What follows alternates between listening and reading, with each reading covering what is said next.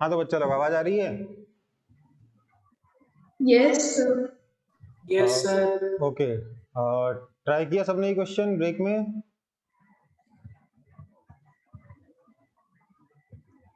Try नहीं किया? देखो एक दो लोगों के तो आंसर्स आए हैं मेरे पास, तो मतलब आंसर तो मैंने नहीं चेक किया, प्रोसेस सही लगा मुझे। आंसर तो अभी सॉल्व हो ही जाएगा क्वेश्चन, तो कोई दिक्कत नहीं है। देखो इस क्वेश्चन को कैसे सॉल्व करोगे। हमारा ये वाला चार्ज Q इक्विलिब्रियम में है ना, इसलिए इसके ऊपर नेट फोर्स होना चाहिए 0। ठीक, अब समझना ये है कि इस चार्ज पे फोर्स लग कितने हैं। तो इस पे टोटल कितने नंबर ऑफ फोर्सेस कितने लग रहे हैं बताएगा कोई मुझे?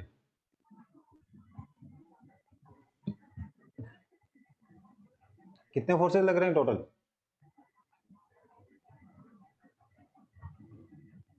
पांच फोर्सेस लग रहे हैं कि नहीं लग रहे?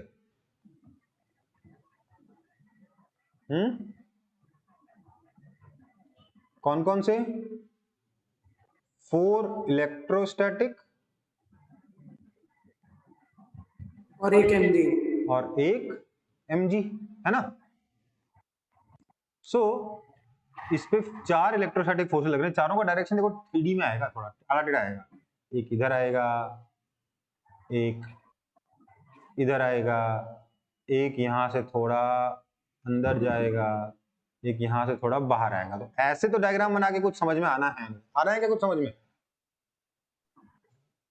No sir. और एक फोर्स इस पर नीचे की तरफ mg लगी। बट एक बार ये डायग्राम बनाना जरूरी है ताकि आपको कुछ तो फीलिंग आना शुरू हो कि हाँ ये चारों फोर्सेस जो हैं वो बेसिकली हॉरिजॉन्टल के साथ सेम एंगल पे लग रहे हैं, है ना।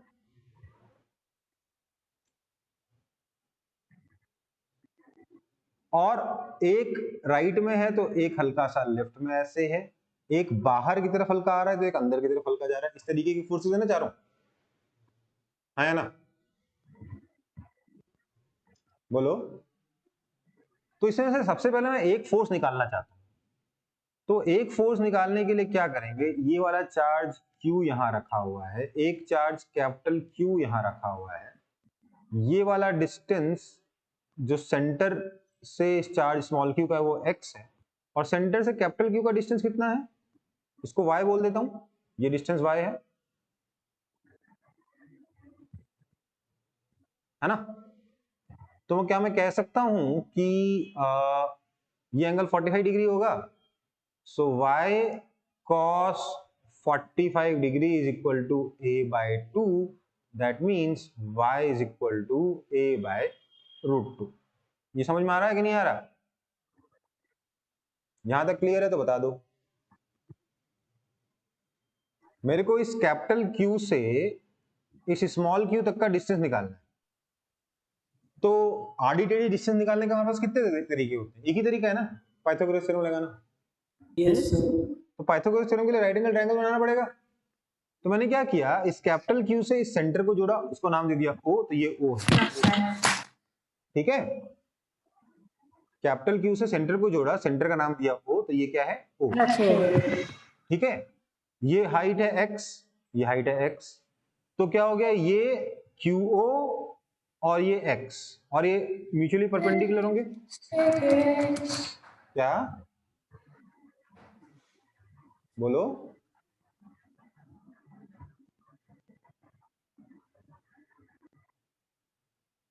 कुछ बोलना है तो बोलो ना बेटा कुछ। चलो ठीक, अब ये पॉइंट O है, O क्या है, सेंटर ऑफ दिस स्क्वायर।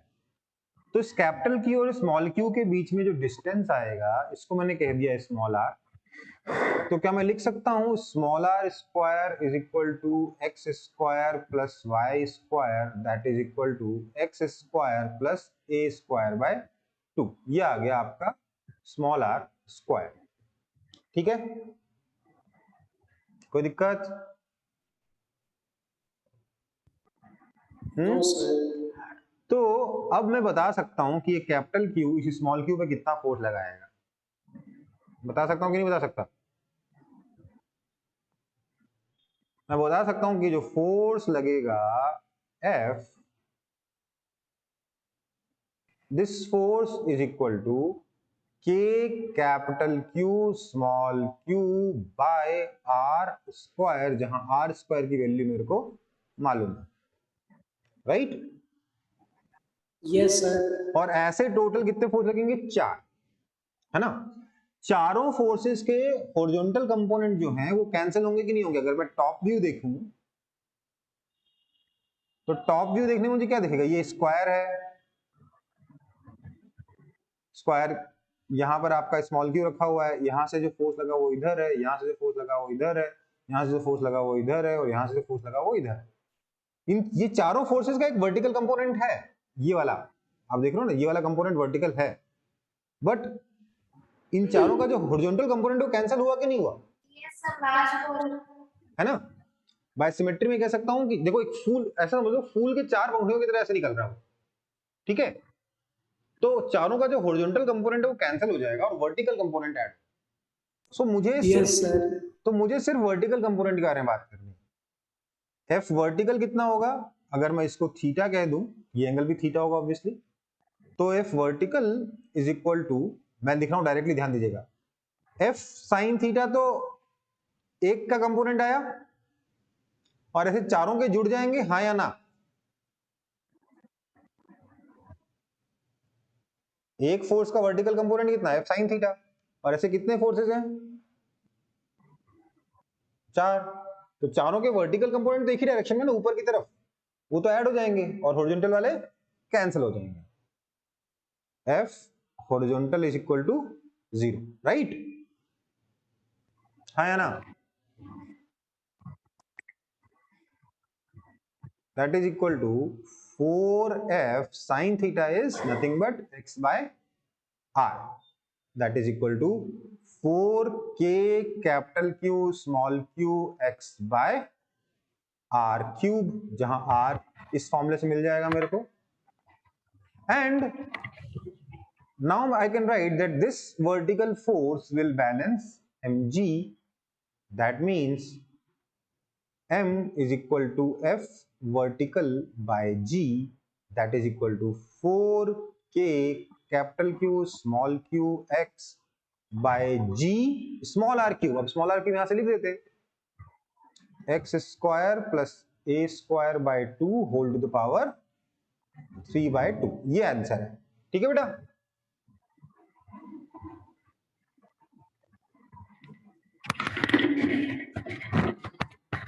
किस किस का ये आंसर आया था? हैंड रेज करेंगे। आंसर है 4k capital Q small q x by g times x square plus a square by 2 whole to the power 3/2, ये आपका आंसर, ठीक है? सर थीटा 45 डिग्री नहीं होगा? कौन सा थीटा 45 डिग्री होगा बेटा? सर साइन थीटा में जो थीटा लेंगे। कैसे 45 डिग्री होगा बेटा? अब देखिए ये आपका a/√2 और ये x है, दोनों इक्वल थोड़ा ना। ठीक है सर। x तो कुछ भी हो सकता है ना बेटा, x के यहाँ पे थीटा तो वेरी करता रहेगा ना, हाँ या ना? Yes sir. Yes, sir. अलग अलग x के लिए अलग अलग m होगा, या फिर कहना चाहिए अलग अलग मास के करेस्पॉन्डिंग अलग अलग x है, ठीक है? इस क्वेश्चन में x भी पूछा जा सकता है आपसे। कोई किसी को अगर k पसंद नहीं तो इस k की जगह 1/4πε0 ऑब्वियसली सब्स्टिट्यूट कर सकता है, उसमें कोई बड़ी बात नहीं, ठीक है?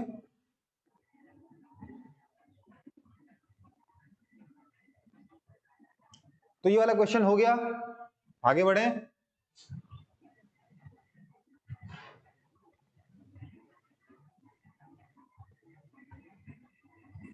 देखो थोड़ी सी 3D इमेजिनेशन चाहिए इसके लिए, और कुछ नहीं, हल्की सी 3D इमेजिनेशन होगी, आराम से क्वेश्चन सॉल्व, ठीक है?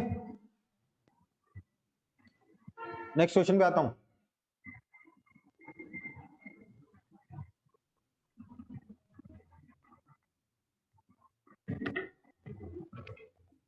बढ़ूं?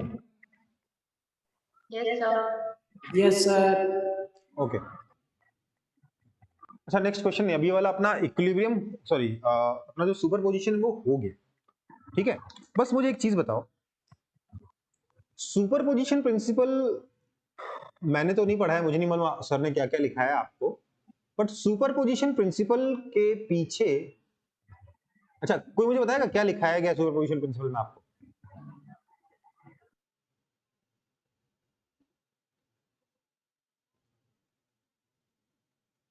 कोई मुझे बताएगा क्या लिखाया है आपको? सुपरपोजिशन प्रिंसिपल का स्टेटमेंट कुछ लिखा है कि नहीं लिखा है? Force between two charged particle does not affect with the presence of third charged particle. ठीक है, मतलब सबसे पहला तो ये है कि भैया दो चार्ज पार्टिकल के बीच में जो फोर्स लग रहा है इसको तीसरे चार्ज से कोई मतलब नहीं है ना, या इसको सराउंडिंग में क्या हो रहा है उससे कोई मतलब नहीं है, ये कहना चाहिए। तीसरा चार्ज भी नहीं, उसको सराउंडिंग में क्या हो रहा है उससे कोई मतलब नहीं है, ये कहना चाहिए। दो चार्जेस के बीच में जो फोर्स है वो सराउंडिंग से इंडिपेंडेंट रहता है, सराउंडिंग में कोई तीसरा चार्ज है नहीं है, उससे कोई फर्क दो चार्जेस के बीच में फोर्स को नहीं पड़ता। ओके, और दूसरा स्टेटमेंट ये आएगा कि इसलिए नेट फोर्स क्या हो जाएगा, इंडिविजुअल फोर्सेस का वेक्टर सम हो जाएगा, राइट। दूसरा तो अंडरस्टूड ही है ना फिर, हाँ या ना? Yes, sir.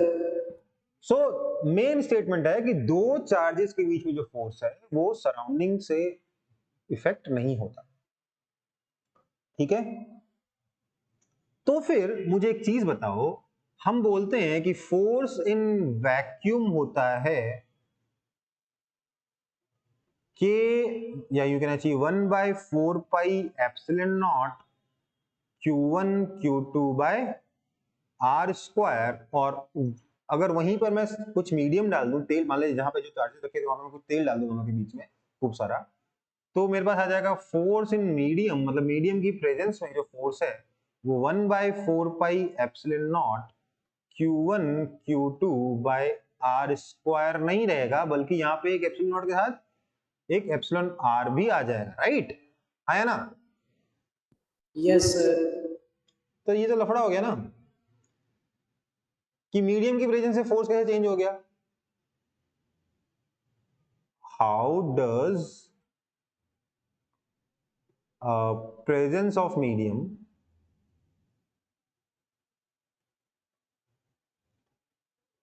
changes force between two charges? और अगर करता है तो isn't it violation of superposition principle, हाँ या ना?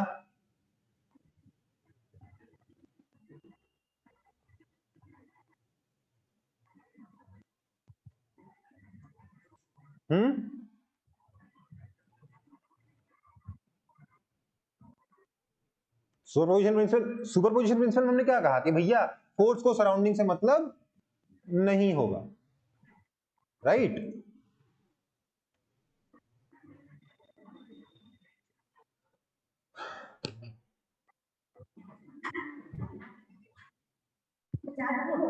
ना पड़े। बेटा घर में बात करने माइक बंद कर लीजिए। हाँ, तो ये कुछ अजीब सा नहीं लग रहा? दोनों बातें कॉन्ट्राडिक्टरी हुई कि नहीं हुई? एक तरफ तो हम बोलते हैं सराउंडिंग से फर्क नहीं पड़ता, दूसरे बोलते हैं देखो भैया सराउंडिंग में एक मीडियम है इसलिए फोर्स चेंज हो गया। दोनों बातें अलग अलग हुई कि नहीं हो गई, बताइए।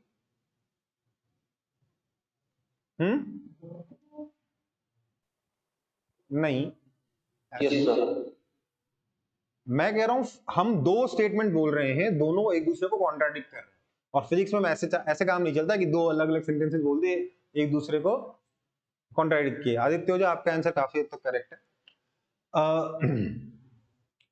देखो भाई बात को समझो, सबसे पहले तो मैं अभी तक जो भी आपने पढ़ा मैं आपको एक चीज बता दूं, force between two charges is independent of medium.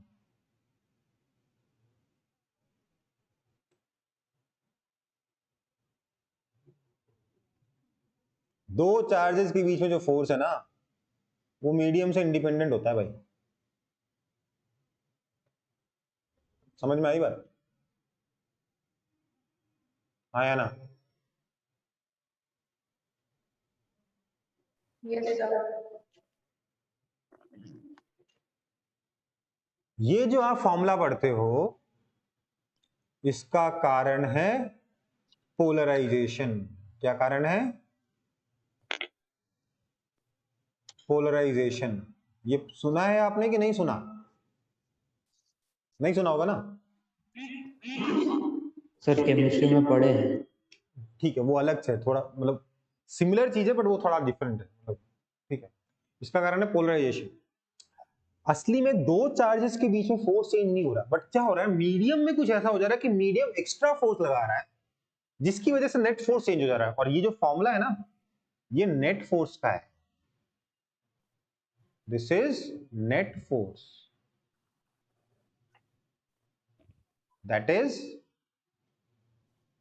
Force by charge plus force by medium. समझ में आई है? मीडियम एक और फोर्स लगाता है ड्यू टू पोलराइजेशन। आते हैं उस पर, अभी मैं बस भूमिका बांध रहा हूं, समझा नहीं रहा हूं कुछ भी, बस मेंशन करके जा रहा हूं फैक्ट्स। ठीक है? एक्चुअली जब एक मीडियम रख देते हैं ना तो कुछ और कारनामे होने लग जाते। ठीक है?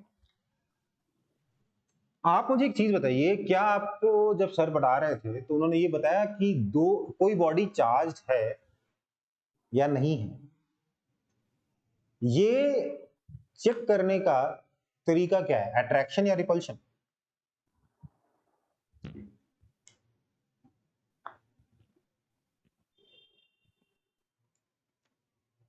चलो फिर नहीं पता तो बेसिक पे आते हैं।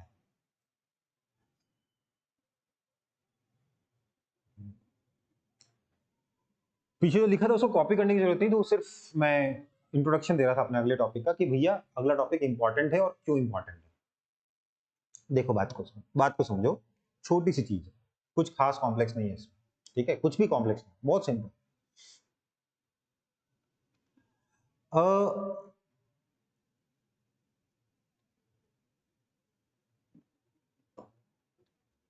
two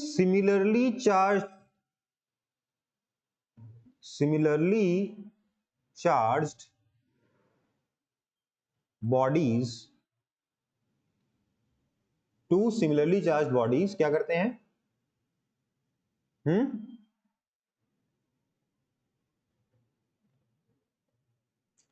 अट्रैक्ट करती है कि रिपेल करती हैं?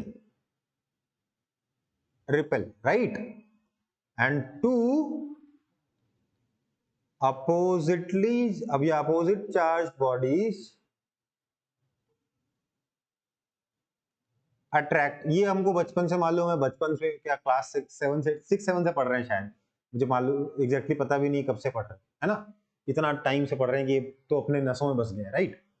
तो दो चार्ज बॉडीज जो कि सिमिलर चार्ज रखती हैं वो रिपेल करती हैं, और दो चार्ज बॉडीज जो अपोजिट चार्ज रखती हैं वो अट्रैक्ट करती हैं। ओके, बहुत बढ़िया बात है। मुझे एक चीज बताओ कि एक बॉडी है जिसके पास पॉजिटिव चार्ज है और एक बॉडी है न्यूट्रल, इनके बीच में क्या होगा? अट्रैक्शन होगा कि रिपल्शन होगा? या कुछ नहीं लगेगा फोर्स? सर एक बार रिपीट करिएगा। एक बॉडी है जिसके पास पॉजिटिव चार्ज है, एक बॉडी है जिसके पास कोई चार्ज नहीं है, न्यूट्रल है। इनके बीच में अट्रैक्शन होगा या रिपल्शन होगा या कुछ कोई फोर्स नहीं लगेगा?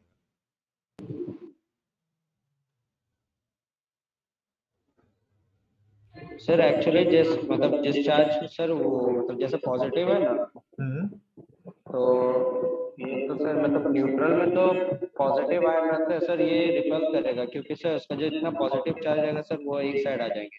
नहीं, यहां पर होगा अट्रैक्शन।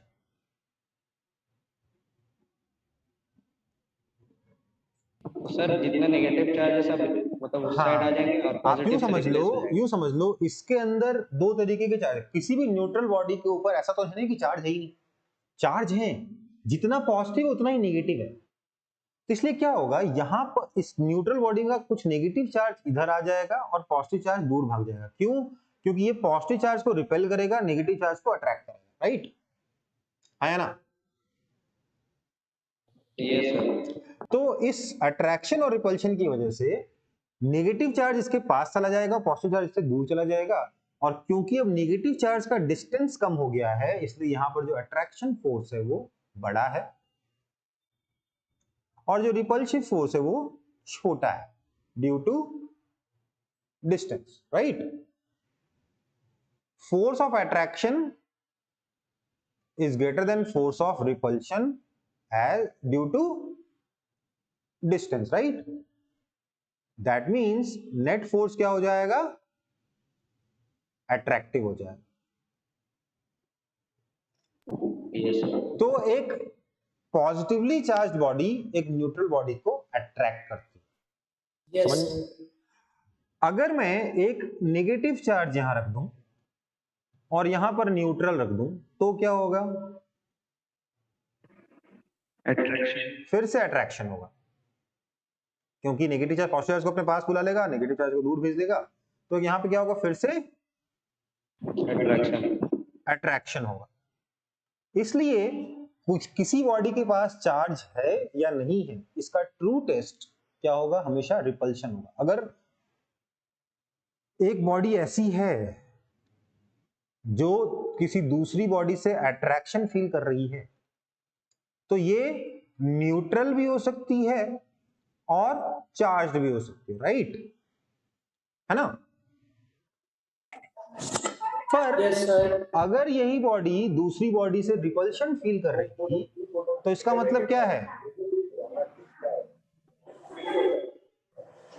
इसका मतलब क्या होगा? सर मतलब दोनों बॉडी रिपल्सिव फील कर रहा है। हाँ। तो सर दोनों का सेम चार्ज होगा सर। मतलब ये भी चार्ज है और ये भी चार्ज है। चार्ज है सर। मतलब कि हम यहाँ पे क्या बोल सकते हैं? एक स्टेटमेंट, बेटा जिसका भी पीछे साउंड आ रहा, ओप्पो A52 प्लीज बंद करिए।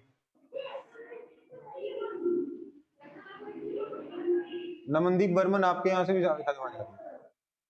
हाँ, repulsion is the true test of charge. समझ में आई बात? Yes sir. ठीक है बेटा, कोई बॉडी चार्ज Yes, है या sir. नहीं, इसका ट्रू टेस्ट क्या होता है? रिपल्शन होता है। ओके? Yes sir. ओके। देखो मुझे लगा था कुछ चीजें और बता रखी होंगी आपको, तो मैं सीधे उस टॉपिक पे बढ़ गया था। उससे पहले मुझे एक दो टॉपिक छोटे छोटे और कवर करने पड़ेंगे, फिर मैं वहां पे आऊंगा जो अपन ने इसके बारे में बात करना शुरू की थी ना, कि मीडियम की वजह से कैसे फोर्स लग गया, फोर्स चेंज हो गया, है ना? उस पर आएंगे अपन, आज ही की क्लास में पहुंच जाएंगे वहां तक। बट थोड़ा सा मुझे उसके पहले दो तीन छोटे छोटे टॉपिक और कवर करने पड़ेंगे, लेकिन छोटे छोटे, ठीक है? हालांकि बहुत ज्यादा इंपॉर्टेंट टॉपिक्स। Okay sir. ठीक है? So repulsion is the true test of charge, ये ध्यान रखना है हमेशा।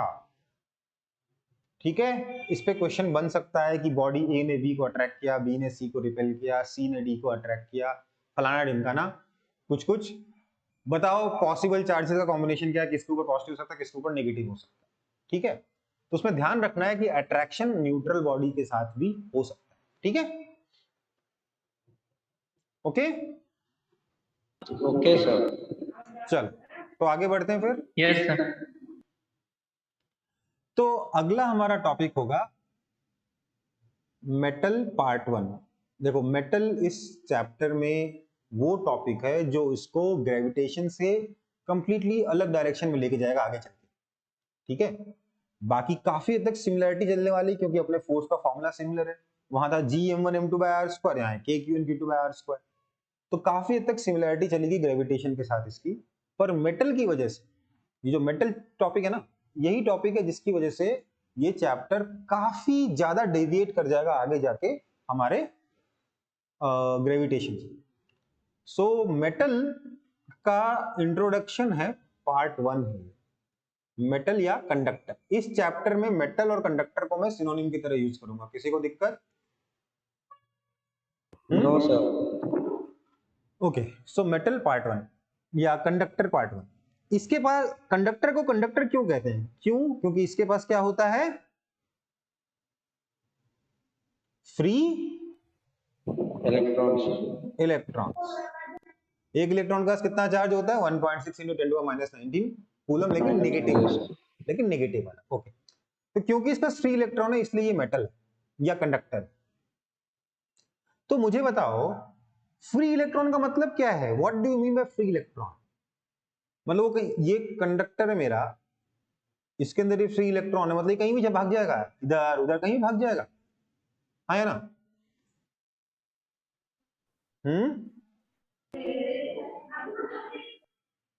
बताओ। No sir. नहीं ना। फ्री इलेक्ट्रॉन का सर मतलब वो क्या है? एक फील्ड के अंदर रहेगा सर। देखिए, फ्री इलेक्ट्रॉन का मतलब ये हुआ कि देखो आप फ्री हो कि नहीं हो? आजाद हो ना? अभी ठीक है, लॉकडाउन लगा हुआ है, अभी लॉकडाउन वगैरह चल रहा है, उसको छोड़ दो, बट अदरवाइज आजाद हो ना? फ्री हो ना आप? मैं फ्री हूं, है ना? क्यों? क्योंकि हम कहते हैं इंडिया के नागरिक फ्री हैं, इंडिया के लोग फ्री हैं, राइट? है ना? आप फ्री हो तो आप अपने घर से घूमने के लिए गोवा जा सकते हो, जा सकते हो कि नहीं जा सकते? यस। केरल जा सकते हो घूमने के लिए, अंडमान जा सकते हो, राइट? तो you are free to roam around in India. क्या आप मन करे तो उठ के पाकिस्तान जा सकते हो? सर नहीं जाना है। नहीं जाना ही नहीं सर। अरे यार मन सर करे जा उठ सकते हैं, वापस नहीं आएंगे। चलो, मन करे तो उठ के आप घूमने के लिए जर्मनी या जर्मनी को नो सर। सर मॉरिशस जाना है। अरे आवाज कहाँ से आ रही? किसके यहाँ से आ रही है यार इतनी पीछे से बैकग्राउंड से? प्लीज अपना माइक ऑफ रखे, मेरे को दिक्कत हो रही है। हाँ, घूमने के लिए स्पेन जा सकते हो, ग्रीस जा सकते हो क्या अपने मन से? नहीं ना। No sir. उसके लिए नो वीजा रहेगा तो चल जाएंगे। उसके लिए वीजा लगेगा, राइट?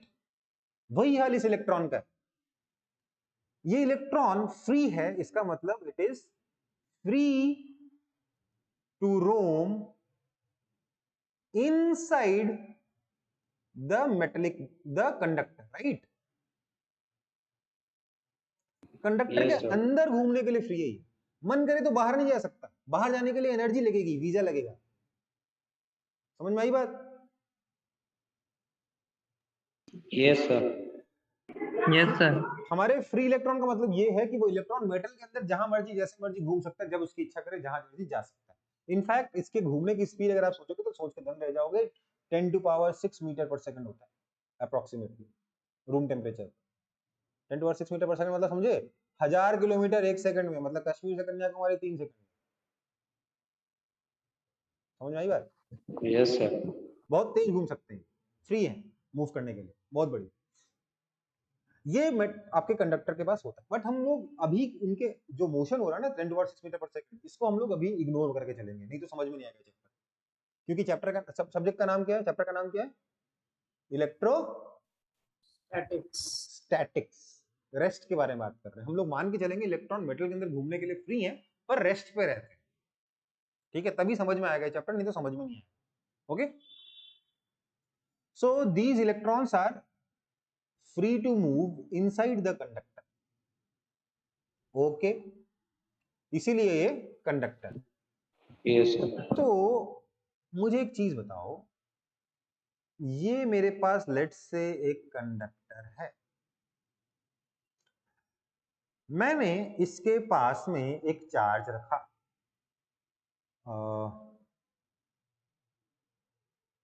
ये चार्ज रखा प्लस चार्ज। तो ये पॉजिटिव चार्ज इलेक्ट्रॉन्स को अट्रैक्ट करेगा कि नहीं करेगा? Yes sir. इलेक्ट्रॉन्स को ये अट्रैक्ट यस सर। इलेक्ट्रॉन्स को अट्रैक्ट करेगा, अट्रैक्ट करेगा, अट्रैक्ट करेगा, यहाँ वाले इलेक्ट्रॉन को भी ये अट्रैक्ट करेगा। तो ये इलेक्ट्रॉन्स इस चार्ज की तरफ जाना चाहेंगे, हाँ या ना? Yes sir. क्या यहाँ वाले इलेक्ट्रॉन भी जाना चाहेंगे, हाँ या ना?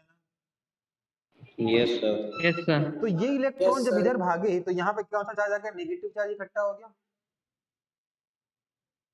हाँ या ना? Yes sir. ये इलेक्ट्रॉन कहां से उधर भागे? इस साइड से उधर भागे। देखो जब ये इलेक्ट्रॉन इधर आ गए तो ये अगले इलेक्ट्रॉन को आने से रोकेंगे कि नहीं रोकेंगे? Yes sir. है ना? अगले इलेक्ट्रॉन्स को अपने पास आने से रोकेंगे ये इलेक्ट्रॉन्स। तो इसलिए कुछ देर के बाद यहाँ पे इलेक्ट्रॉन इकट्ठा होना बंद हो जाएगा। हाँ या ना? Yes sir. और यहां पर क्या आ जाएगा? पॉजिटिव चार्ज आ जाएगा। Yes sir. क्योंकि इलेक्ट्रॉन इधर से इधर भागे, राइट? सो ये क्या हो गया आपका? एक तरफ नेगेटिव चार्ज आ गया, एक तरफ पॉजिटिव चार्ज हो गया। इस फिनोमेना को हम क्या बोलते हैं? इंडक्शन कहते हैं। क्या कहते हैं? इंडक्शन। इंडक्शन। ठीक है, आपने केमिस्ट्री पढ़ा होगा ना, चार्ज का इंडक्शन होता है इलेक्ट्रोनेगेटिविटी की Yes, वजह से। sir. टर्म वही है, मीनिंग थोड़ा डिफरेंट है। ठीक है, यहां पर हो गया है, यहां पर नेगेटिव चार्ज इंड्यूस्ड हो गए, हालांकि काफी हद तक सिमिलर भी है मीनिंग, है ना, बट कंटेक्स्ट अलग है कहना चाहिए। यहां पर पॉजिटिव चार्ज इंड्यूस्ड हो गए, राइट? हाँ या ना बेटा? ऐसा हम यस हाँ सर। सर। ठीक है, ओके। तो इसका पहले सबसे पहले तो फ्री इलेक्ट्रॉन होते हैं, इसलिए इसमें इंडक्शन होता है। अब सोचो जरा, मेथड्स ऑफ चार्जिंग पढ़ा है आपने? किसी बॉडी को हम चार्ज कैसे कर सकते हैं? No, sir. नहीं पढ़ा है? तो मेथड्स ऑफ चार्जिंग में सबसे बेसिक मेथड तो आप लोगों को बचपन से पता है, क्या है? Yes, sir. हाँ, पहला है yes sir. By friction, right? दो चीजों को रगड़ते हैं तो क्या होता है? एक बॉडी जिसमें इलेक्ट्रॉन लूजली हेल्ड होता है वो दूसरे के पास चला जाता है जिसमें इलेक्ट्रॉन टाइटली हेल्ड होता है। पर इसके लिए कंडीशन क्या है? जो दोनों बॉडीज हैं वो नॉन कंडक्टिंग होनी चाहिए। ठीक है, क्योंकि कंडक्टिंग होगा तो वापस आ जाएगा। ठीक है, तो पहला क्या है? By friction. दूसरा क्या है मेथड ऑफ चार्जिंग में? By induction. इसका क्या मतलब है? मैंने आपको अभी भी बताया कि यहां पर आपके पास एक प्लस क्यू चार्ज है, यहां पे आपके पास एक बॉडी है, मेटलिक बॉडी, तो यहां पर नेगेटिव चार्ज इकट्ठा हो जाएगा और यहां पर पॉजिटिव चार्ज इकट्ठा हो जाएगा, है ना? आया ना? बोलो। तो अब अगर मैं इसको यहां से कट कर दूं और मेटल के दो टुकड़े कर दूं तो इसके पास, इस टुकड़े के पास नेगेटिव चार्ज, इस टुकड़े के पास पॉजिटिव चार्ज, राइट? आया ना? बोलो। Yes sir. देखो यार, अब ऐसा थोड़ा ना कि हम बार बार मेटल काटते रहेंगे, बॉडी काटते, मेटल काटना ऐसी मुश्किल काम है, तो इसी का कुछ दूसरा जुगाड़ लगाना पड़ेगा। क्या करते हैं? सर दो अलग अलग पीस ले लेते हैं। दो अलग अलग कंडक्टर लेंगे और बीच में हम लोग एक वायर जोड़ देंगे। ठीक है, जैसे ही वायर को, इस की को क्लोज करूंगा, वैसे ही क्या होगा? इसके पास नेगेटिव चार्ज इकट्ठा हो जाएगा, इसके पास पॉजिटिव चार्ज इकट्ठा हो जाएगा। हाँ या ना? हाँ सर। और उसके बाद हम इसको ओपन कर देंगे तो क्या हो गया? यहाँ पे नेगेटिवली चार्ज बॉडी बन गई, यहाँ पे पॉजिटिवली चार्ज बॉडी बन गई। ठीक है, कोई दिक्कत? सर फिर से समझाइए ना सर। देखो, ये जो चार्ज है ये नेगेटिव चार्ज को अपनी तरफ अट्रैक्ट करेगा और पॉजिटिव चार्ज को अपने से दूर भेजेगा, राइट? इसलिए दूर दूर से इलेक्ट्रॉन अपने पास बुला लेगा। तो इस बॉडी के पास टोटल नेगेटिव चार्ज आ जाएगा, इस बॉडी के पास टोटल पॉजिटिव चार्ज आ जाएगा। हाँ या ना? हाँ सर। आएगा ना? तो उसके बाद अगर मैं इस की को ओपन कर दूं तो क्या हो गया? इधर नेगेटिव चार्ज फंस गया, इधर पॉजिटिव चार्ज फंस गया, दोनों को अलग अलग कर लो, हो गया, घर ले जाओ चार्ज बॉडीज को। बॉडी चार्ज हुई कि नहीं हुई? हाँ सर। होगी सर ना? आप ऊपर क्या सब सर बार बार क्या काटना पड़ेगा? अरे बेटा, मैं बोला था कि पहले मैं एक सिंपल बॉडी से बता रहा था कि एक बॉडी उसको काट दो तो एक नेगेटिव चार्ज बॉडी बन जाएगी, एक पॉजिटिव चार्ज बॉडी बन जाएगी। अब मैंने बोला काटने को सिंपल करते तो वायर से कर दिया काटना आसान, यहां से काट दिया ना, अब आसान हो गया ना वही काम।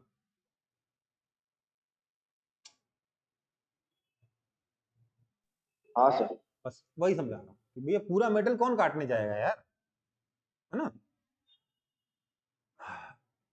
तो तीसरा क्या है, बाय कंडक्शन। बाय कंडक्शन कैसे, मान लो मैंने इस तरीके से एक नेगेटिवली चार्ज बॉडी बना रखी है, तो ये नेगेटिव चार्ज इस पे चारों तरफ फैला हुआ है, यहां दूसरी बॉडी है जो न्यूट्रल है।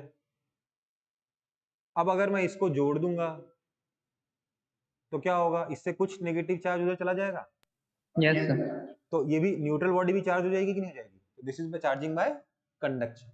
ओके बेटा, हाँ या ना।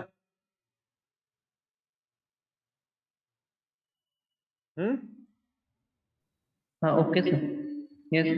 चौथा, अच्छा वैसे चार्जिंग हमेशा कैसे होगी, इलेक्ट्रॉन के गेन या इलेक्ट्रॉन के लॉस से होगी, कभी भी प्रोटॉन आप एक जगह से दूसरी जगह लेके नहीं जा सकते, है ना।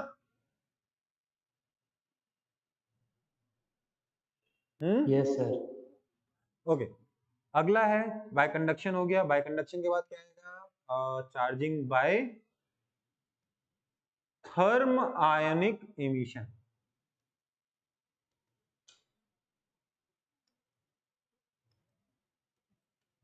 थर्म आयनिक एमिशन क्या होता है,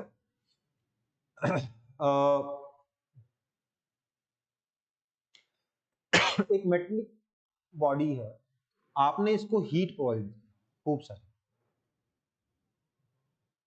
तो क्या होगा, इसके इलेक्ट्रॉन्स का सफिशिएंट एनर्जी, इसके इलेक्ट्रॉन का एनर्जी बढ़ेगी कि नहीं बढ़ेगी, बढ़ेगी। Yes sir. हो सकता है इस इलेक्ट्रॉन के पास इतनी एनर्जी हो जाए कि ये घूमते घूमते खुद ही भाग जाए बाहर, ठीक है, गर्मी की वजह से, हीट की वजह से एनर्जी आ गई, वीजा आ गया। वीजा के बारे में बात कर रहे थे हम लोग थोड़ी देर पहले। इलेक्ट्रॉन फ्री तो था पर मेटल के अंदर घूमने के लिए फ्री था। अब हमने उसको हीट देके इतनी एनर्जी दे दी कि वो मेटल के बाहर जाने के लिए भी मेटल के बाहर भी चाहे तो निकल सकता है। तो ये क्या हो गया, थर्म आयोनिक एमिशन। थर्म मतलब हीट, आयोनिक एमिशन, ठीक है।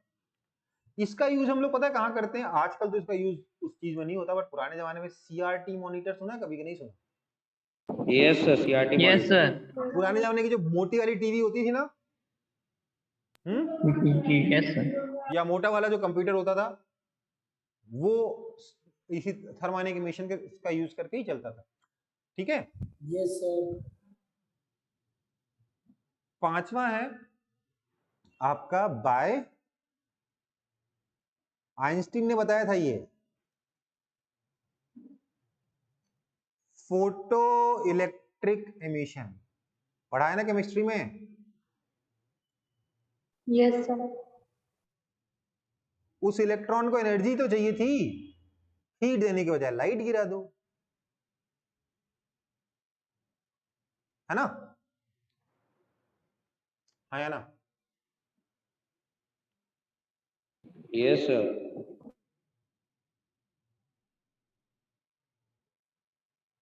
और ये छठा मेरे पास है मेथड्स ऑफ चार्जिंग में, क्या बोलेंगे, फील्ड एमिशन। क्या है, फील्ड एमिशन। अब ये फील्ड एमिशन क्या होता है सर, देखो फील्ड एमिशन एग्जैक्टली क्या होता है ये तो जब हम इलेक्ट्रिक फील्ड पढ़ेंगे तो उसके बाद ही समझ पाएंगे, बट आप ऐसे समझ लीजिए कि मेरे पास ये एक चार्ज है कैप्टन, और ये एक मेटेलिक बॉडी है, इसके अंदर इलेक्ट्रॉन है, तो इलेक्ट्रॉन सारे के सारे यहाँ इकट्ठा हो गए, मतलब बहुत सारे यहाँ इकट्ठा हो गए, और इधर से चलेगा इसलिए इधर पॉजिटिव चार्ज आ गया, है ना। यही पढ़ रहे थे हम लोग। क्यों हुआ ऐसा, क्योंकि ये जो इलेक्ट्रॉन है इसको ये चार्ज अट्रैक्ट कर रहा था, राइट, अपनी तरफ खींच रहा था, है ना। बोलो हाँ या ना। Yes sir. अब ये चार्ज मैंने बढ़ाया, बढ़ाता गया बढ़ाता गया बढ़ाता गया बढ़ाता गया बढ़ाता गया, ये फोर्स बढ़ेगा, ये वाला जो फोर्स है ये इंक्रीज होगा कि नहीं होगा, इंक्रीज होगा ना, अगर ये चार्ज बढ़ाऊंगा तो ऑब्वियसली इंक्रीज होगा। Yes sir. मैंने Yes, ये sir. चार्ज इतना बढ़ाया इतना बढ़ाया इतना बढ़ाया कि उस इलेक्ट्रॉन को पकड़ के खींच के बाहर निकाल दिया।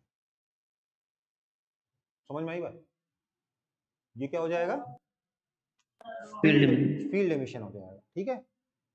क्योंकि जो फोर्स लगता है ना चार्ज के ऊपर वो कहते हैं हम लोग इलेक्ट्रिक फील्ड की वजह से लगता है, दो चार्ज के बीच में फोर्स लगता है इलेक्ट्रिक फील्ड की वजह से लगता है, इस चीज का नाम क्या दिया, फील्ड एमिशन दिया।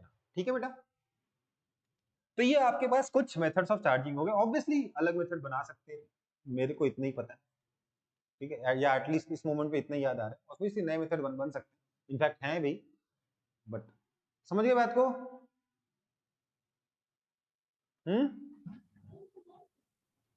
Yes, sir. तो एक बड़ा ही इंपॉर्टेंट कॉन्सेप्ट यहाँ बार बार आ रहा है, उसका नाम क्या है, इंडक्शन। चार्ज इंड्यूस हो रहा है, राइट, चार्ज इंड्यूस हो रहा है, चार्ज इंड्यूस हो रहा है, चार्ज इंड्यूस हो रहा है, राइट, बार बार आ रहा है कि नहीं आ रहा वो कॉन्सेप्ट?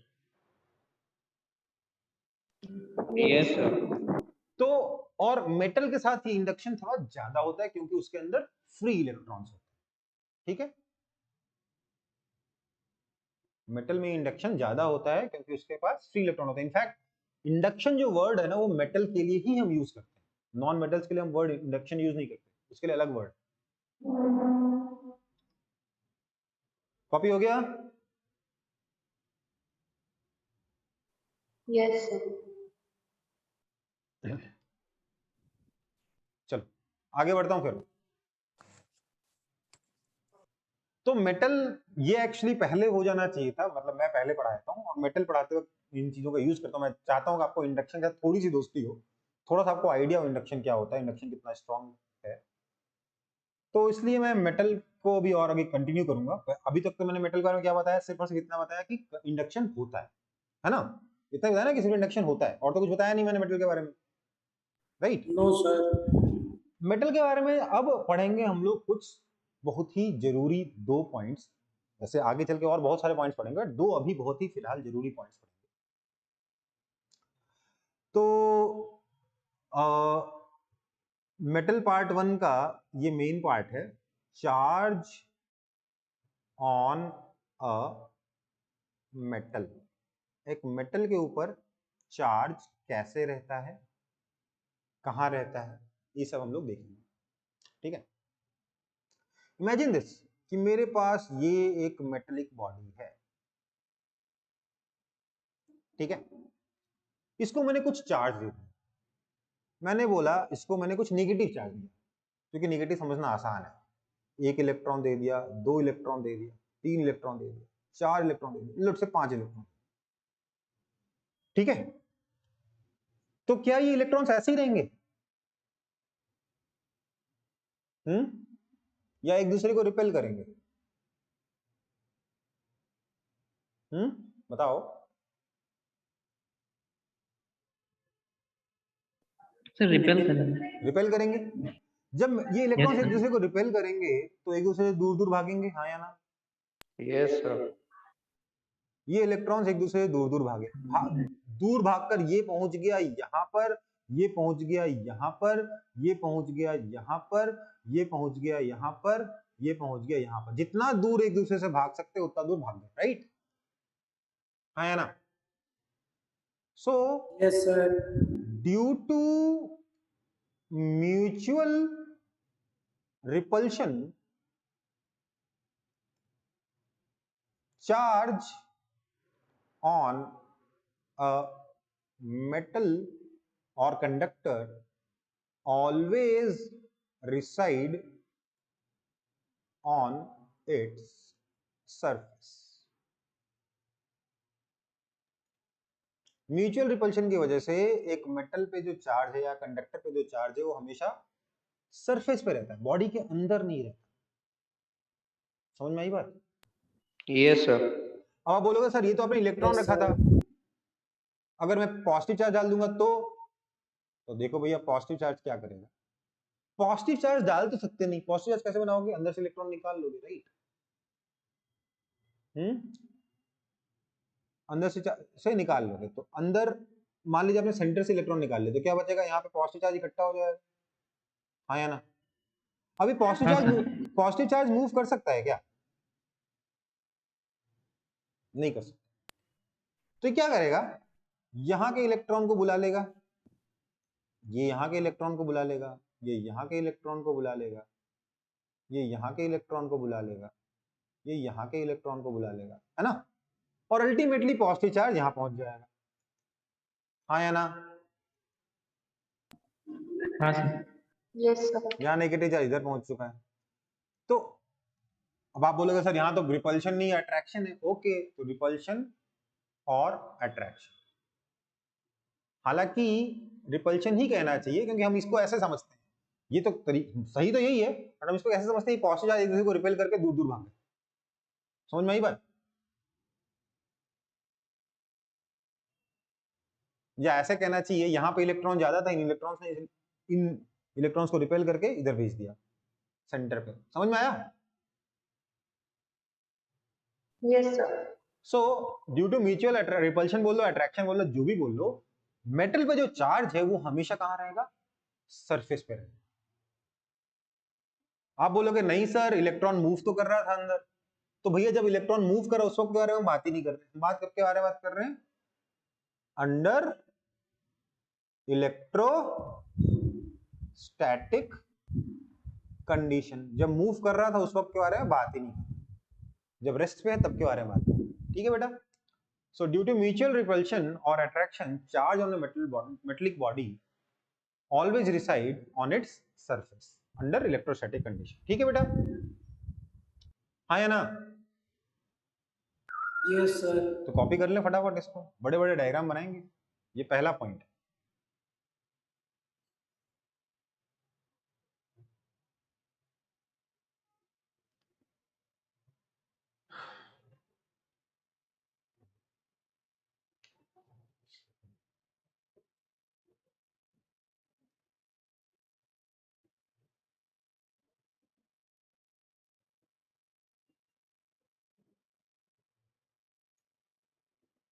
एक्चुअली बिना मेटल के बारे में बात किए ना, मीडियम के बारे में या डाइलेक्ट्रिक के बारे में बात नहीं कर सकते,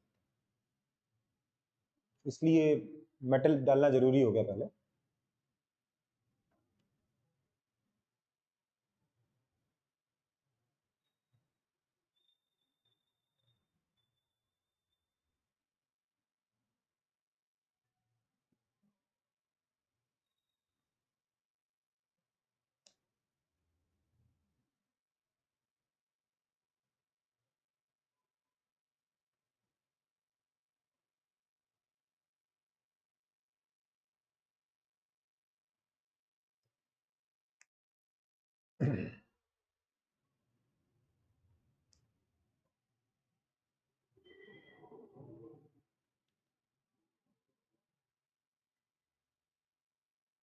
इससे पहले आपकी कितनी क्लासेस हुई थी इलेक्ट्रोस्टैटिक्स की?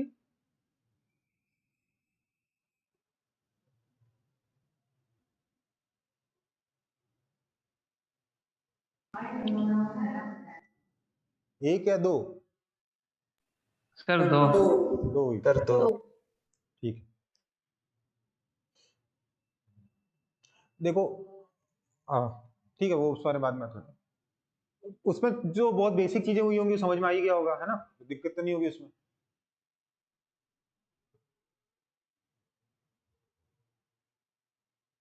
काफी बेसिक हुआ होगा ना, तो जनरल फोर्स वगैरह के बारे में बात की होगी, राइट? थोड़ी बहुत डेफिनेशन, थोड़ी बहुत फोर्स।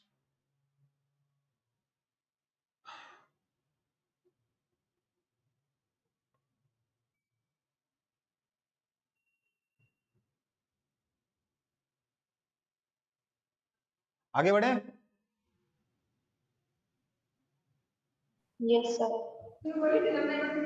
चलो फिर अगला सेकंड पॉइंट मेरा है कि देखो, इसको पीछे मैं आपको अभी एक्सप्लेनेशन नहीं दे सकता, इसका एक्सप्लेनेशन बाद में आएगा। ठीक है, जब हम पोटेंशियल पढ़ लेंगे ना तब आएगा इसका एक्सप्लेनेशन। कि मान लेते हैं मेरे पास जो मेटलिक बॉडी है वो कुछ ऐसी है,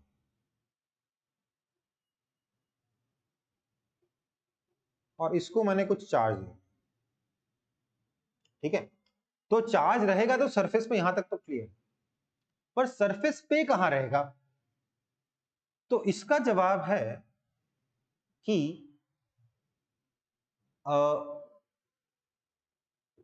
charge on a metallic surface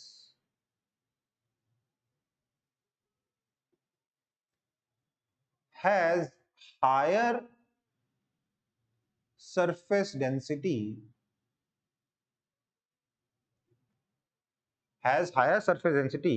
where radius of curvature is smaller.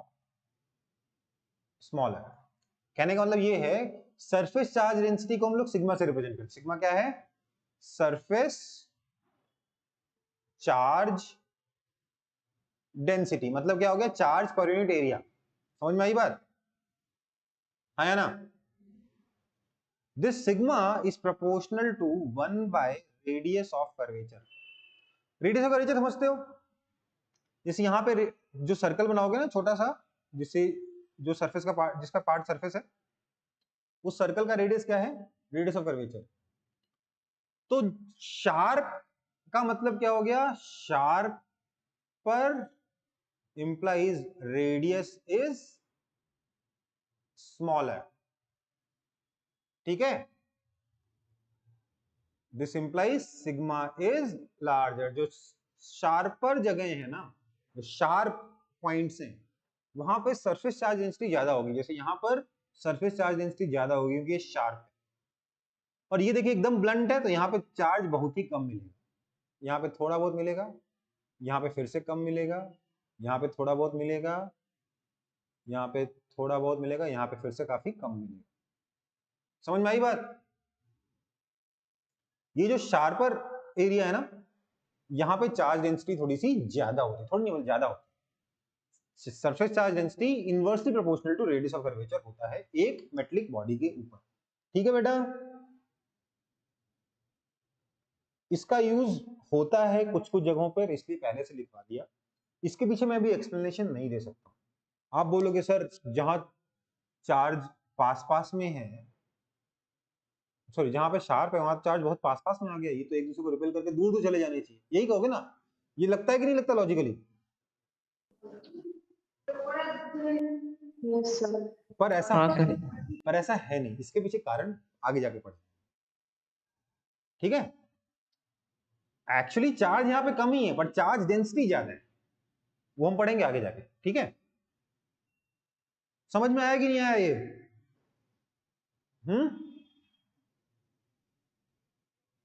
Yes, sir. Okay चलो। अरे ये क्या हुआ? ठीक है फिर इसको मिटा दूं मैं? कॉपी हो गया?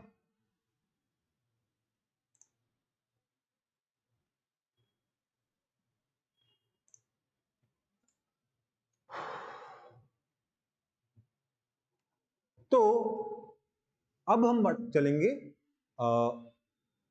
Force between charges and medium. Metal हो गया, एंड मीडियम। ये टॉपिक जो मैंने शुरू किया था इसको हम खत्म करेंगे, और नेक्स्ट क्लास में हम लोग इलेक्ट्रिक फील्ड शुरू करेंगे। क्या शुरू करेंगे? Electric field. तो force between charges and medium मतलब क्या है, समझो बात।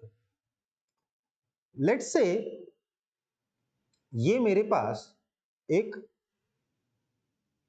पॉजिटिव चार्ज है, यहां पर एक नेगेटिव चार्ज रखा हो, या चलो एक और दूसरा प्लस क्यू चार्ज रखा, प्लस स्मॉल क्यू चार्ज। हमने कहा इस चार्ज और इस चार्ज के बीच में जो फोर्स है वो चेंज नहीं होता है, वो F0 ही रहेगा। This F0 will be equal to K, या K नहीं कहना चाहिए यहाँ पे, 1/4 pi epsilon nought capital Q small q by r square. ये हम लोगों ने सुपरपोजिशन प्रिंसिपल में स्टेटमेंट दिया था कि दो चार्जेस के बीच में जो म्यूचुअल फोर्स होता है वो चेंज नहीं होता ड्यू टू सराउंडिंग्स। पर अगर मैं यहां पर एक सराउंडिंग में कोई मीडियम डाल दूं, अब मीडियम कैसा बनेगा? कोई भी मीडियम ले लो, बनेगा तो वो इलेक्ट्रॉन प्रोटॉन न्यूट्रॉन से ही, आया ना? बनेगा तो इलेक्ट्रॉन प्रोटॉन न्यूट्रॉन से ही। तो क्योंकि दो चार्जेस से बन रहा है, दो तरीके के चार्जेस से बन रहा है, पॉजिटिव और नेगेटिव, इसलिए हम ऐसे मीडियम्स को कहते हैं dielectric medium. Dielectric medium. ठीक है? क्या कहते हैं? Dielectric medium. Dielectric medium के लिए हम लोगों ने दो टर्म्स डिफाइन करी थी, एक तो डिफाइन किया था रिलेटिव परमिटिविटी और दूसरा डाइलेक्ट्रिक कांस्टेंट, जिसको हम लोग कैपिटल के से भी रिप्रेजेंट करते हैं। ठीक है, आया ना। अब हमने ये भी पढ़ा था कि यार इस चार्ज पर फोर्स चेंज हो जाता है, क्यों चेंज होता है इसको समझिए। आपका ये जो चार्ज Q है ये एक मीडियम में रखा हुआ है, चारों तरफ एक मीडियम, हर तरफ मीडियम। तो ये क्या करेगा, चार्ज इस मीडियम के जो भी मॉलिक्यूल्स हैं, मॉलिक्यूल्स दो तरीके के हो सकते हैं। कौन कौन से तरीके के हो सकते हैं? या तो मॉलिक्यूल्स पोलर होंगे या होंगे नॉन पोलर, हाँ या ना। Yes, sir. पोलर मॉलिक्यूल में क्या होगा, पॉजिटिव चार्ज और नेगेटिव चार्ज के बीच में थोड़ा सा सेपरेशन होगा, पॉजिटिव चार्ज के सेंटर और नेगेटिव चार्ज के सेंटर, है ना, हाँ या ना। लेकिन जो नॉन पोलर होगा उसमें ऐसा नहीं कि पॉजिटिव और नेगेटिव चार्ज नहीं रहेंगे, बट पॉजिटिव और नेगेटिव एक ही जगह पर रहेगा, एक ही पॉइंट पे पॉजिटिव भी है नेगेटिव भी है। अब मैं उसको लिख नहीं सकता किसी भी तरीके से, इसलिए मैंने बस एक डॉट से बना दिया। उसी पॉइंट पे पॉजिटिव का भी सेंटर है, उसी पॉइंट पे नेगेटिव का भी सेंटर है, तो अपना चार्ज सेपरेशन वहां पर नहीं है ना। यही पढ़ा ना आप लोगों ने केमिस्ट्री में, हाँ या ना। Yes, sir. अब देखो पोलर का तो ठीक है, नॉन पोलर में मेन झमेला होता है, इसलिए नॉन पोलर को एक बार समझते हैं। ये जो मेरे पास नॉन पोलर है, इसके बगल में भी अगर मैं एक पॉजिटिव चार्ज लेके आता हूं लेट्स से, तो इस नॉन पोलर के नेगेटिव को ये अपनी तरफ अट्रैक्ट करेगा और पॉजिटिव को रिपेल करेगा, हाँ या ना। Yes sir. तो इफेक्टिवली ये भी पोलर हो जाएगा कि नहीं हो जाएगा, हाँ या ना। Yes, sir. हाँ सर, पोलर है। तो पोलर हो चाहे नॉन पोलर हो, एक चार्ज की प्रेजेंस में तो पोलर ही रहेगा, राइट, हाँ या ना। समझ रहे हो बात को कि नहीं समझ रहे हो? मीडियम के जो मॉलिक्यूल्स हैं वो पोलर ही रहेंगे in the presence of a charge, right. और उसमें क्या होगा, मान लेते हैं यहां पर चारों तरफ क्या है, आपके मॉलिक्यूल्स रखे पड़े हुए हैं मीडियम के, जो कि डाइलेक्ट्रिक है। डाइलेक्ट्रिक का मतलब नेगेटिव और पॉजिटिव दोनों चार्जेस से बना है। तो यहां पर आप देखिए हर एक मॉलिक्यूल अपने आप को कुछ इस तरीके से अरेंज कर लेगा कि उसका नेगेटिव चार्ज इस पॉजिटिव चार्ज के बगल में हो और पॉजिटिव चार्ज दूर हो, राइट। ऐसे अरेंज करेगा ना।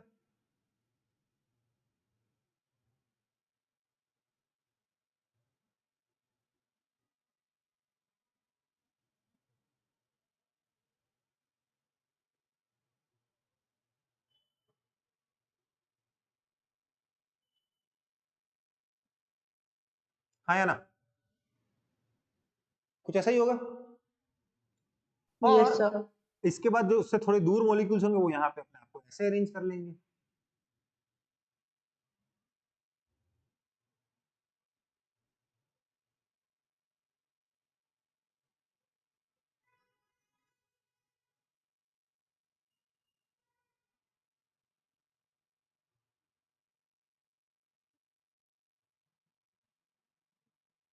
And so on, right. और हम क्या देख सकते हैं यहाँ पे, ध्यान देंगे अगर आप, तो इस चार्ज के बगल में अगर आप एक स्फीयर बनाते हो छोटा सा, तो वहां पर देखिए नेट चार्ज जो है वो थोड़ा कम हो गया ना, यहाँ प्लस है और आसपास में नेगेटिव चार्ज इंड्यूस हो गया इफेक्टिवली, आया ना, है ना। Yes, sir. अगला स्फीयर बनाओगे तो उसमें जितना पॉजिटिव आ रहा है उतना नेगेटिव वापस आ जा रहा है, राइट। तो उसमें कोई फर्क नहीं पड़ा, बट जो मिनिमम डिस्टेंस का जो स्फीयर था वहां पे नेगेटिव चार्ज इंड्यूस हो गया। हम ये कह सकते हैं कि उस चार्ज के आसपास में नेगेटिव चार्ज इफेक्टिवली इंड्यूस हो गया ना। तो अब इसके ऊपर ध्यान दीजिएगा, ये पॉजिटिव चार्ज तो रिपल्सिव फोर्स लगा रहा है, पर ये वाला जो नेगेटिव चार्ज है ये इस पॉजिटिव चार्ज को अट्रैक्ट करेगा कि नहीं करेगा, हाँ या ना। This Yes, is sir. Force by yes medium. Sir. और आपका जो नेट फोर्स होगा वो क्या मिलेगा आपको, that will be equal to force due to charge plus force due to medium vector sum, right? है ना? Yes, sir. This means F naught vector by K is equal to F naught vector plus Fm vector. That means force by medium is equal to F naught vector into 1 by K minus 1. देखो ये अपने आप negative आ गया कि नहीं आ गया, क्योंकि K तो 1 से बड़ा है, K तो 1 से बड़ा है, इसलिए अपने आप नेगेटिव आया कि नहीं आया ये? तो मीडियम का जो फोर्स है वो दोनों चार्जेस के बीच में लगने वाले फोर्स के अपोजिट डायरेक्शन में ऑटोमेटिकली आ जाएगा। आएगा कि नहीं आएगा? आएगा। और एफ नॉट वेक्टर, इस तरीके से आप बता सकते हो कि आपका सुपरपोजिशन प्रिंसिपल भी इंटैक्ट रह गया, और हमने जो पढ़ा था मीडियम में फोर्स चेंज होगा वो भी इंटैक्ट रह गया, क्योंकि मीडियम में जो फोर्स चेंज होगा हमने कहा था वो नेट फोर्स चेंज होगा। उस वक्त आपको नहीं समझा सकते थे इतना, इसलिए बोल दिया बेटा मीडियम में इतना फोर्स लगता है, पर वो दो चार्जेस के बीच का फोर्स नहीं है, वो दो चार्जेस के बीच का फोर्स प्लस मीडियम का फोर्स है। ओके, क्लियर है कॉन्सेप्ट कि नहीं क्लियर है कॉन्सेप्ट? Yes, sir. तो आप देख रहे हो ये चार्जेस में जो इंडक्शन हो रहा है, इसकी वजह से इस टॉपिक काफी बदलता जा रहा है इन कंपैरिजन टू ग्रेविटेशन। हालांकि काफी चीजें सिमिलर रहेंगी आगे भी जाके। अगला टॉपिक जो मैं पढ़ाऊंगा इलेक्ट्रिक फील्ड, वो काफी हद तक ग्रेविटेशनल फील्ड का कॉपी है, ठीक है? तो वहां पर अगर आप चाहो तो मैं ग्रेविटेशनल फील्ड भी रिवाइज करा सकता हूं थोड़ा बहुत, ठीक है? तो नेक्स्ट क्लास में करेंगे इलेक्ट्रिक फील्ड। अभी के लिए आज पहले मैंने न्यूमेरिकल्स करा दिए, उसके बाद मैंने कुछ कॉन्सेप्चुअल टॉपिक्स कवर किए हैं, इनको आप एक बार रिवाइज जरूर कर लीजिएगा, नहीं तो किसी काम का नहीं रहेगा। अगर आप इसका रिवीजन कल करते हो ना तो किसी काम का नहीं, आज ही करना है रिवीजन। ओके, आज पहला रिवीजन करना है, कल फिर से करना ऑब्वियसली, लेकिन कहने वाला आज एक रिवीजन चाहिए इन टॉपिक्स का, क्योंकि कॉन्सेप्चुअल है। आप अगर बस बाद में नोट्स उठाओगे तो आपको कुछ समझ में आएगा। ठीक है बेटा, अभी के लिए मैं क्लास ओवर कर रहा हूं, बट प्लीज रिवीजन करिए, बहुत जरूरी है। ठीक है सर, कल से भी 3:30 को क्लास होगा? बेटा, कल का टाइम कल बताता हूं मैं। कल आपका फिजिक्स का क्लास है क्या? नहीं सर। नहीं ना, मतलब देखो मैं थोड़ा सा बीच में ब्रेक लेना चाहता था, इसलिए मैंने आधा घंटा पहले शुरू किया। ठीक है, ओके बेटा, ओके सर। चलो ठीक है, फिर क्लास ओवर है आपकी। शायद आज कोई क्लास है क्या दोबारा इसके बाद 7 बजे या कुछ? नहीं ना? No, sir. नहीं, देखो अभी कुछ दिन तक यही टाइम, ऐसा ही टाइम टेबल चलने दो जब तक मैं फुल्ली फिट नहीं हो जाता। मेरे ख्याल से हफ्ता या 1.5 हफ्ता और लगेगा, उससे ज़्यादा नहीं लगेगा। फिर हम लोग थोड़ा सा और क्लास बढ़ाएंगे, इतने कम क्लासेस नहीं चलेंगे, आपकी क्लासेस बढ़ेंगी। ठीक है बेटा, एटलीस्ट फिजिक्स की तो मैं बढ़ाऊंगा ही बढ़ाऊंगा। ठीक है, अच्छा बाकी लोग चाहे तो जा सकते हैं, सुपर 30 वाले रुक जाएं एक बार। तो अभी के लिए क्लास मैं रिकॉर्डिंग ऑफ ही कर दे रहा हूँ।